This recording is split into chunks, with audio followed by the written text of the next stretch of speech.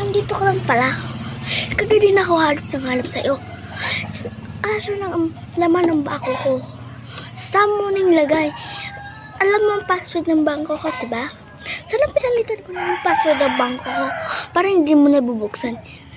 Kasi pinubuksan mo yun eh. Kitang-kita ko sa CCTV na binuksan mo ang bangko ko.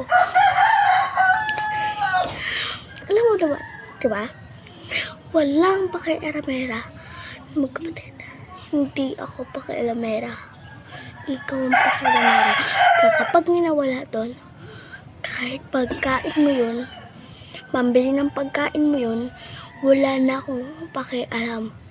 Basta ako kumakain ako. Dahil pakialamera ka, kaya na mangyayari lang sa'yo.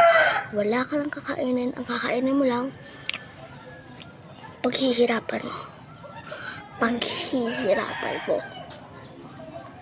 Right? Because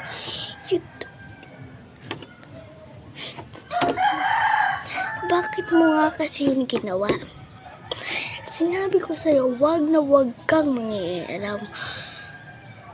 Anong ginawa mo? Hindi ka nakinig. Hindi ka nakinig, diba? Hindi.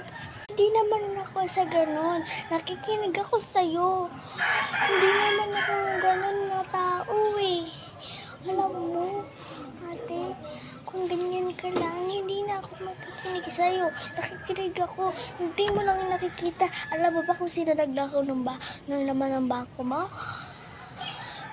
Ayan, nainampun mo.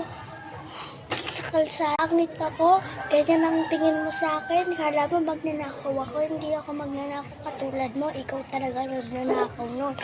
Alam mo ba, hindi ko alam na ikaw nagnanakaw nun. Tapos ako sinisisi mo.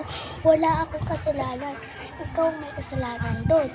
Kala mo naman kung sino ka. Ikaw lang din. Bakit kayo nag-aaway? Ikaw ang may kasalanan nun. Kapatid ko. Diba sinabihan na kitang huwag ka magnanakaw? Alam mo ba dati, nagnakaw ka ng bangko? Ganun din ang trato mo dito. Ganun. Kaya yun, right? Dahil ikaw lang naman ang nagnanakaw sa bangko ni ate. Kala mo hindi namin alam ni ate. Kahit ampun ako, alam ko lahat ng ginagawa mo.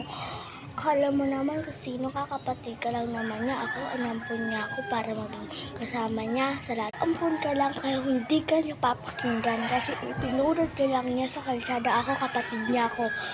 Kahit kapatid niya ako, papakinggan niya ako. Kaya tingnan natin sa part.